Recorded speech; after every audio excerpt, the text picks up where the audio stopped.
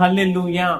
మొదటి బూర ఊదినప్పుడు రక్తముతో మిళితమైన వడగల్లును అగ్నియు పుట్టి భూమి మీద పడద్రోయగా భూమి మీద 3వ భాగము అనగా చెట్లు పచ్చని గడ్డి కాలిపోయెను. ఆమేన్.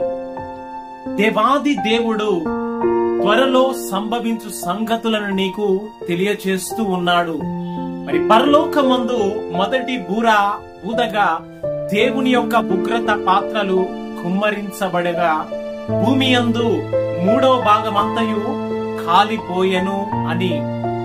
మరి యొక్క సత్యాన్ని వింటున్న నీవు దేవాది దేవుని యొక్క ఉగ్రత దినము రాకముందు దేవుణ్ణి విశ్వసించి తన నిత్య రాజ్యములోనికి నీవు నడిపించబడుదువుగాక.